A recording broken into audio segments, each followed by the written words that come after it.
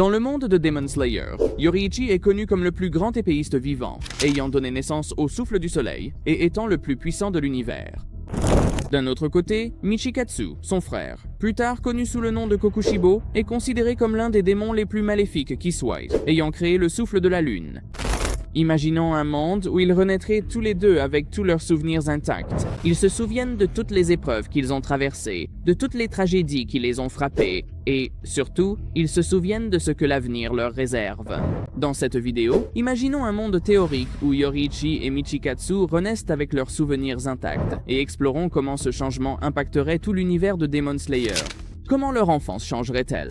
Michikatsu deviendrait-il toujours Kokushibo? Aurait-il pu tuer Muzan des siècles plus tôt? Et l'histoire entière de Tanjiro changerait-elle complètement?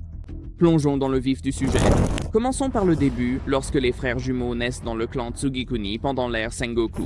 À cette époque, au Japon, les jumeaux étaient considérés comme un très mauvais présage. De plus, Yoriichi est né avec une étrange marque de naissance en forme de flamme sur le front, la marque du pourfendeur de démons. Leur père décide de tuer Yoriichi immédiatement, mais leur mère, Akeno, l'en empêche. Elle décide d'envoyer Yoriichi dans un temple lointain où jusqu'à ses 10 ans, il passe sa vie enfermé, isolé dans une pièce. Pendant ce temps, Michikatsu est l'enfant chéri, recevant toute l'attention. Cependant, dans notre chronologie alternative, Michikatsu se souvient d'être devenu Kokushibo, d'avoir abandonné sa famille, d'avoir tué des pourfendeurs de démons pendant des siècles, et d'avoir finalement été tué par ses propres descendants. Au moment où ses yeux se posent sur le bébé Yoriichi, il réalise que cet enfant deviendra le plus grand guerrier de l'histoire de l'humanité. Cependant, au lieu de ressentir de la jalousie, il ressent une peur qui lui glace le sang. Dans la chronologie originale, Yoriichi n'a jamais compris la jalousie de Michikatsu. Mais maintenant, avec ses souvenirs intacts, il a la perspective d'un adulte et peut clairement voir quels événements ont conduit à cette envie et à sa transformation finale en Kokushibo. Cette fois-ci, Yoriichi essaie activement d'empêcher que cela ne se produise. Au lieu d'admirer silencieusement son frère à distance, il essaie de communiquer activement avec lui et de le guider dès l'enfance. Cette douce guidance seule peut totalement effacer Kokushibo de l'histoire, ce qui changera toute l'histoire du monde. Durant leur enfance, un autre personnage important est le maître d'armes qui entraîne Michikatsu chaque jour, tandis que Yoriichi observe de loin. Un jour, le maître le défie en duel, et bien qu'il n'ait jamais suivi le moindre entraînement de sa vie, Yoriichi bat le maître d'armes avec facilité. Cet événement singulier est ce qui sème la graine de la jalousie chez Michikatsu. Sachant comment ce duel déclenchera sa jalousie, Michikatsu pourrait ne jamais permettre que cela se produise en premier lieu. Il pourrait refuser de laisser Yoriichi démontrer ses véritables compétences. En faisant cela, il essaie en réalité de se protéger lui-même et son ego fragile, empêchant ainsi la jalousie qui, autrement, le détruirait. Un autre personnage important est leur père violent, qui favorise Michikatsu et déteste Yoriichi au plus haut point. Cependant, au lieu de rester sur place et de tolérer la torture de leur père, les frères savent que la menace imminente des démons est bien plus importante que leurs affaires familiales. Alors, au lieu de rester sur place, les frères s'enfuient alors qu'ils sont encore enfants. Leur mère, Akeno, finit par mourir d'une maladie incurable, et dans la chronologie originale, elle donne à Yoriichi les célèbres boucles d'oreilles, Hanafuda, lors de ses derniers instants, et Yoriichi part après sa mort, tandis que Michikatsu reste sur place. Cependant, dans la chronologie alternative, les frères partent ensemble à un âge beaucoup plus précoce. Si Michikatsu accompagne Yoriichi, il ne deviendra jamais samouraï et s'entraînera plutôt avec Yoriichi pour devenir un pourfendeur de démons. Cet événement unique changera radicalement le cours de l'histoire, car cela signifie que Kokushibo cessera d'exister. De nombreuses années plus tard, Yoriichi rencontre une jeune fille nommée Uta et tombe amoureux d'elle. Après qu'elle soit tombée enceinte, Yoriichi quitte la maison à la recherche d'une sage-femme. Cependant, la tragédie frappe lorsqu'un démon tente une embuscade à Uta et la tue de sang-froid. Dans notre monde théorique, Yoriichi ne laisserait jamais sa femme seule et attendrait plutôt patiemment pour tuer le démon instantanément. Dans cette chronologie alternative, il peut faire l'expérience de la paternité et empêcher une autre tragédie de se produire. Puisque les deux frères s'entraînent dans cette chronologie, Michikatsu serait aux côtés de Yoriichi lorsqu'il inventera le souffle du soleil. À l'origine, Michikatsu ne pouvait pas utiliser cette technique, c'est pourquoi il avait inventé le souffle de la lune en premier lieu. Cependant, maintenant avec l'entraînement et les conseils fournis par l'inventeur lui-même, Michikatsu maîtrise également cette technique, et les deux maîtres surpuissants du souffle du soleil éliminent les démons. Sautons quelques années en avant, au moment où la bataille légendaire entre Yoriichi et Muzan a lieu.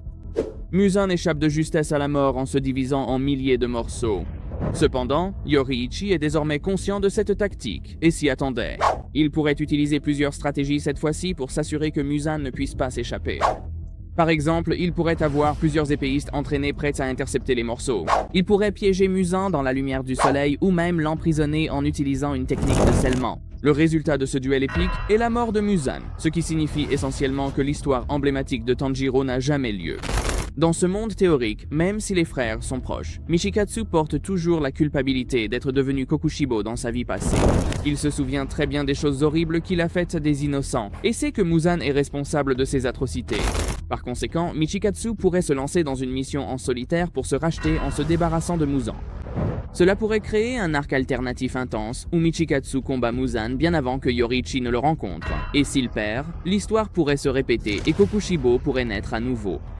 Avec la mort de Muzan, de nombreux démons puissants n'existeraient jamais, comme Doma, Akaza et Gyutaro.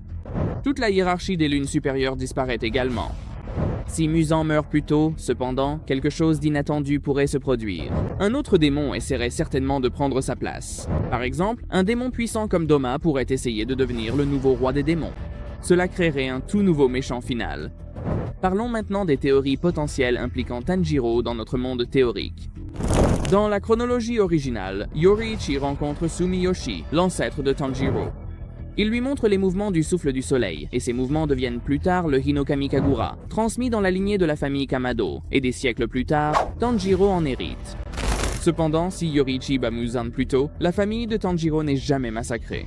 Nezuko ne devient jamais un démon, et Tanjiro n'est jamais contraint de se lancer dans l'aventure épique que nous suivons dans l'histoire originale. Au lieu de cela, il mène une vie paisible avec sa famille et sa sœur, grandissant pour devenir vendeur de charbon sans jamais connaître les tragédies auxquelles il est confronté dans la chronologie originale.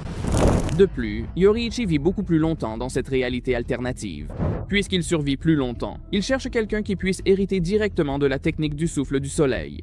Au moment où il voit Tanjiro, quelque chose fait tilt en lui, et il sait que ce garçon quelconque du village a un potentiel pour la grandeur. Imaginez Tanjiro apprenant l'art de l'épée auprès du plus grand épéiste de l'histoire. Au moment où Tanjiro affronterait des démons déments comme Rui ou Enmu, ses combats seraient sans effort. Un autre personnage intéressant est Muichiro, qui est un descendant direct de Michikatsu. Si Michikatsu ne devenait jamais Kokushibo, au lieu de devenir orphelin, Muichiro pourrait grandir directement sous l'enseignement de l'élite des utilisateurs du souffle du soleil, et il finirait par devenir un prodige du souffle du soleil. Maintenant, imaginez le scénario le plus fou. À l'origine, Yoriichi et Michikatsu ont passé leur vie à être rivaux, toujours en compétition, l'un poussé par la jalousie et l'autre par une ambition aveugle. Cependant, cette fois-ci, au lieu de devenir ennemis, les frères deviennent des partenaires loyaux. Avec la puissance du souffle du soleil, ils élimineraient facilement les démons à travers le Japon en quelques décennies. Au lieu que sa jalousie paralysante ne le transforme en Kokushibo, Michikatsu devient en réalité le premier Hashira. Dans cette chronologie, il est un grand héros, et sa peur de vivre dans l'ombre de son frère disparaît. Une autre théorie intéressante concerne Zenitsu, qui apprend le souffle de la foudre, mais n'est capable de maîtriser que la première forme. Maintenant, nous savons que Michikatsu a passé des siècles à maîtriser les techniques de sabre en tant que Kokushibo, il est donc raisonnable de supposer qu'il aurait une connaissance du combat incroyable. Cela ferait de lui le mentor idéal pour Zenitsu, et en s'entraînant sous son expertise, Zenitsu pourrait même devenir l'épéiste le plus rapide de l'histoire. De même, Inosuke pourrait avoir une vie légèrement différente avec son frère, toujours en vie. Puisque Yoriichi et Michikatsu traquent activement les démons à travers le Japon, ils pourraient tomber sur un Inosuke sauvage dans une montagne lointaine. Au lieu d'être un combattant autodidacte, Inosuke recevrait alors une formation formelle, et son souffle de la bête pourrait évoluer vers quelque chose de bien plus raffiné. Dans la chronologie originale, la marque du pourfendeur de démons réapparaît après que Tanjiro l'éveille pendant le combat. Mais si Yoriichi et Michikatsu existent en tant que ses mentors, ils pourraient redécouvrir les conditions nécessaires pour activer la marque des siècles plus tard. Cela signifie que des générations entières de pourfendeurs de démons pourraient porter la marque, et les démons n'auraient presque aucune chance. Enfin, imaginons un scénario fou où Muzan survit tout de même à la rencontre avec Yoriichi et Michikatsu. Il parvient à s'échapper et évolue d'une manière différente de la dernière fois. Muzan se cache pendant des siècles, rassemble des démons puissants et attend que les frères soient vieux et fragiles. Ensuite, il lance une guerre démoniaque massive. Imaginez la bataille finale mettant en scène Yoriichi, Michikatsu, Tanjiro, Giyu, Zenitsu et Inosuke combattant tous Muzan ensemble, canalisant chacun leur propre version de la technique du souffle du soleil, tous entraînés par les meilleurs combattants existants. Cela créerait une fin complètement différente pour la série. Quand on prend du recul et qu'on examine toutes ces théories folles, on commence à réaliser à quel point le monde de Demon Slayer est fragile.